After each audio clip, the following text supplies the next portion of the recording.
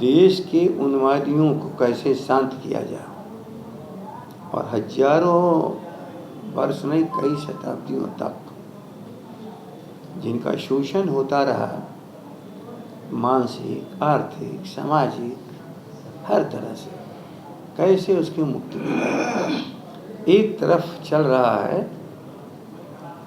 कि गुलाम बनाए रखने की साजिश, और दूसरी तरफ चल रहा है आज़ादी के मूल्यों को जिसे समाहित किया गया था भारत के संविधान में, उसकी रक्षा करते हुए हर जन के लिए कल्याणकारी कार्य कैसे किया जाए, उनके भीतर सामाजिक चेतना, आर्थिक बराबरी के लिए उनके भीतर प्रयास करने के लिए प्रतिभा का प्रत्यारोपण कैसे किया जाए, उनके हक को कैसे दिलाया जाए। जिस दिन उनके हक मिल जाएंगे, भारत को दुनिया भर में हक मिल जाएगा, क्योंकि अपनी अधिकांश आबादी को धर्मांध लोगों ने गलत रास्ते पर सदा से डाला है। हम जब विश्वविद्यालय की बात करते हैं तो ये मंदिर की बात करते हैं। मंदिर आस्था का केंद्र है। इन पूर्ण व्यवस्था के लिए यदि हमारी शिक्षा ही खत्म हो गई, कमजोर और गरीब अपड़ रह गए, अज्ञानी रह गए, तो भारत के दिए हुए संविधान में अधिकार प्राप्त करने का उनका प्रयास ही असफल हो जाएगा। इसलिए दिग्भ्रमित लोगों को सही जगह पर खड़ा करने का लालू प्रसाद जी ने प्रयास किया था, मेहनत किया था, प्रयास किया था अपनी सरकार में। वो महात्मा गांधी, अंबेडकर, डॉक्टर राम मनोहर लोहिया का विचार था। इसके लिए कर्पूरी ठाकुर ने आजीवन प्रयास किया, जिसके लिए लालू जी सब कुछ आज बर्दाश्त करके भी उस संघर्ष के लिए खड़े हैं। और पूरी राष्ट्रीय जनता दल कैसे इस काम को सफल करे, कल यही उप मुख्यमंत्री जी के साथ दल के साथियों की बैठक थी। जातीय आधारित जनगणना से हमारी संख्या का पता लगेगा, उसमें किसी को क्या एतराज है। लेकिन यहीं पर सबसे बड़ा सवाल है, जनगणना का विरोध कौन कर रहा है? वो विरोध कर रहे हैं कि सभी संख्या यदि बाहर आ गई सबके सामने, तो भारत के संवैधानिक अधिकारों को दबाने का प्रयास हमारा असफल होगा। वही लोग ये प्रयास कर रहे हैं, लेकिन किसी का प्रयास सफल नहीं होगा।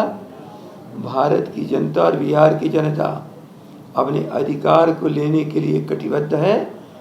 उस अधिकार को जो भ्रमित करना चाहते हैं, वो सभी लोग असफल रहे। नीतीश कुमार कर्नाटक गए हैं और उसको लेकर विपक्ष की तरफ से कहा जा रहा है, कई तरह की और बातें कही जा रही है कि नीतीश कुमार के पेट में दांत है, वो दांत जो है अंदर चला जाएगा। इस तरह की भाषाओं का इस्तेमाल किया जा रहा है।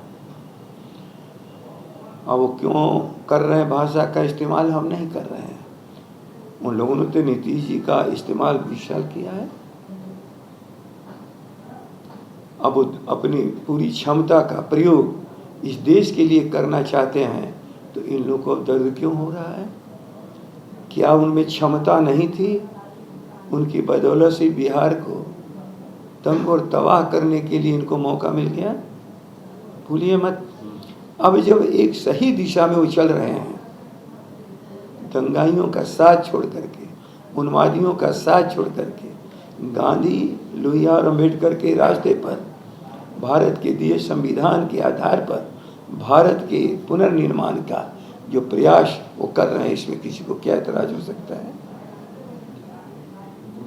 यादव का कौन सी है? जो लैंड फॉर जॉब का जो मामला है, जमीन के बदले जो नौकरी दिया गया, वो जो मामला चल रहा है, उसमें उनका जो है वो जबरदस्ती नाम डालने की कोशिश की जा रही है। ये तो पूरे परिवार को फंसाने का ही न प्रयास है जी।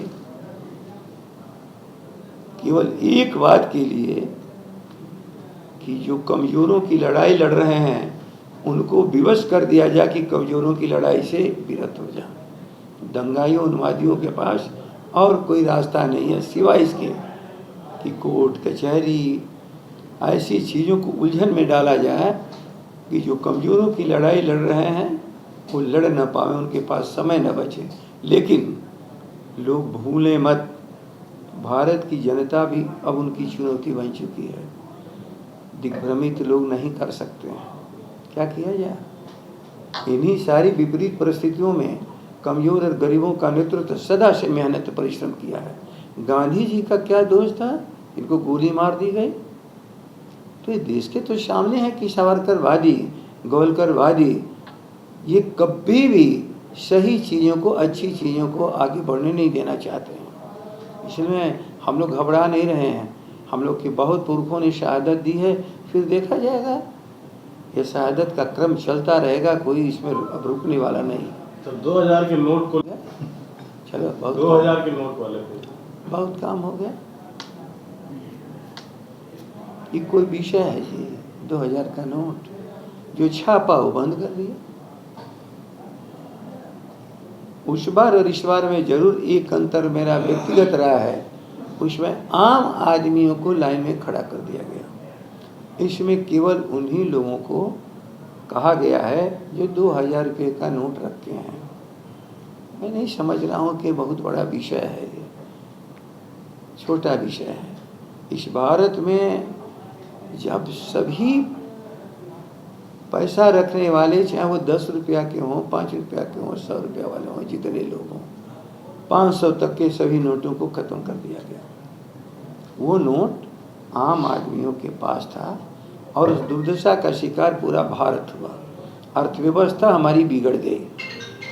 अब ये 2000 के नोट से थोड़े दिनों में ज़रा अध्ययन करके सभी लोगों को पता चलेगा। हाँ, लेकिन आम आदमी को शायद बैंकों में लाइन लगाने के लिए, बीमार होने के लिए, मर जाने के लिए कोई विवश नहीं कर सकता है। बाकी ये बड़े नोट वाले हैं तो जिनके पास होगा, आराम से उनका बैंकिंग सिस्टम से चलता होगा, अपने काम को कर लेंगे। और 2 महीने का समय भी 2 महीने का मिल रहा है।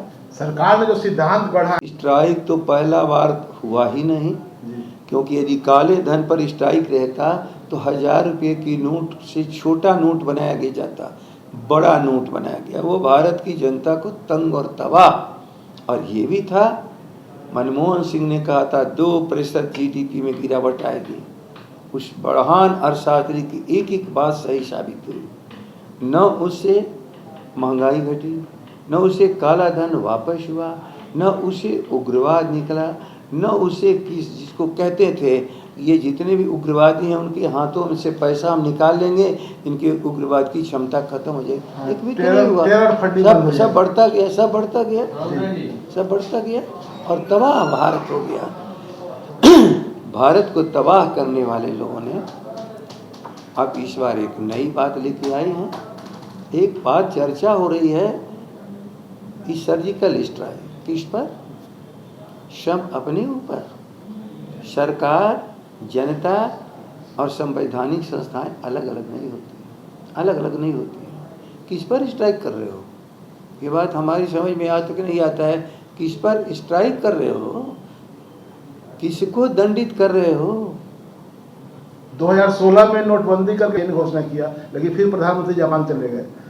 देखिए, कुछ दिनों तक लोगों को भ्रम बना रहता है, सबके भ्रम टूट चुके हैं। अब ये समाप्त होते चले जा रहे हैं, समाप्त होते चले जा रहे हैं।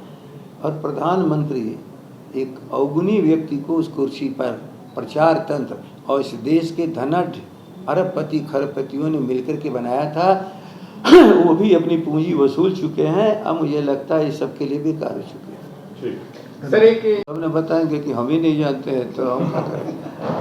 कुछ ट्रांसफर पोस्टिंग में तू और हम कहीं तो है नहीं, देखा जाएगा। ठीक।